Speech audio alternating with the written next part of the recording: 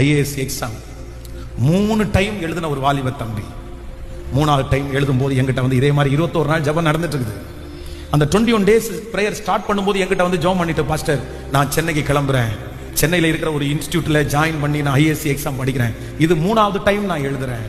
ஆனா இந்த 21 நாள் நீங்க இங்க உபவாச ஜெபம் நடத்தும் போது நானும் அங்க என்னுடைய ரூம்ல காலையிலிருந்து முடிஞ்ச வரைக்கும் மத்தியானம் வரைக்குமாவது நான் உபவாசம் இருந்து ஜெபம் பண்றேன்னு இங்க இருந்து பொருத்தனை எடுத்துட்டு போயிட்டு அந்த 21 டேஸும் காலையிலிருந்து மத்தியானம் வரைக்கும் எதுவும் சாப்பிடாம 21 நாள் அந்த பிள்ளை இந்த ஐஏஎஸ் எக்ஸாமுக்காக படிக்கிறான். பயங்கரமா படிக்கிறான்.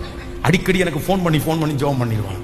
ஆனா 3rd டைம் ஐஏஎஸ் எக்ஸாம் எழுதிட்டு ரொம்ப வெற்றியோட காத்திருந்த அவனுக்கு 3rd டைம் என்ன வந்துச்சுன்னா ஃபெயில் அப்படின்னு வந்துச்சு. ரொம்ப எனக்கு அவ்வளவு வருத்தம், எனக்கு ரொம்ப கஷ்டமா இருந்துச்சு. இவன் எப்படி எழும்ப போறான், இவன் எப்படி நிக்க போறான்? அவனுடைய கனவு முழுக்க ஐஏஎஸ். அவனுடைய வால்பேப்பர், அவனுடைய போன்ல இருக்கிற வால்பேப்பர் ஐஏஎஸ். அவன் பண்ற ட்ரெஸ் எல்லாம் ஐஏஎஸ், எல்லாமே அவனுடைய ப்ரிப்பரேஷன் எல்லாமே ஐஏஎஸ். அவன் ஏதாவது வீடியோ பார்த்தானா கூட ஐஏஎஸ் வீடியோ அப்படிதான் பார்ப்பான். அந்த மாதிரி ஒரு தரிசனம் உள்ளவன். ஒரு டைம் ஃபெயிலியர் ஆயிட்டான் விடல, 2 டைம் ஃபெயிலியர் ஆயிட்டான் விடல, 3வது டைம் அவன் எழுதினான், ஆனாலும் ஃபெயிலியர் ஆயிட்டான். இப்போ அவனுக்கு வாய்ப்பே இல்லை.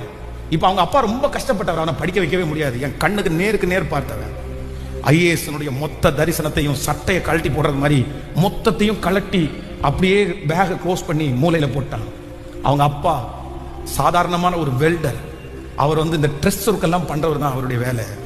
எல்லாத்தையும் தூக்கி போட்டுட்டு ஐஏஎஸ் எக்ஸாம் எழுதின ஒரு வாலிப பையன் அவங்க அப்பா கூட சேர்ந்து வெல்டிங் மிஷினை தூக்கிட்டு வெல்டிங் பண்றதுக்கு ஆரம்பிச்சிட்டான்.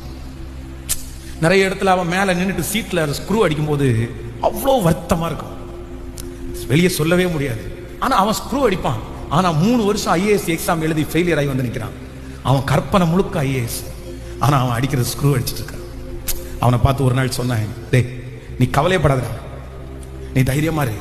நீ பாரு, அந்த ஐஏஎஸ் எக்ஸாம் எழுதி நீ சோர்ந்து போகாம வீட்டுல படுத்து கிடக்க கூடாது. எங்க அப்பா இவ்வளவு லட்சம் ரூபாய் எனக்காக செலவு பண்ணி நஷ்டப்பட்டாரு.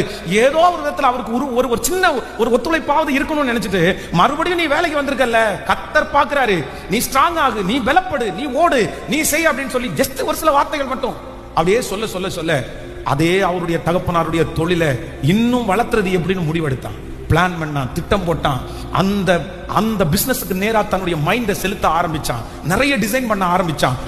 பெரிய குடோனை செய்கிற அளவுக்கு மாறிட்டான். இன்னைக்கு ஆண்டவர் கிருபையில 1 இயருக்கு 5 crores ஸ்டாண்ட் பண்ற அளவுக்கு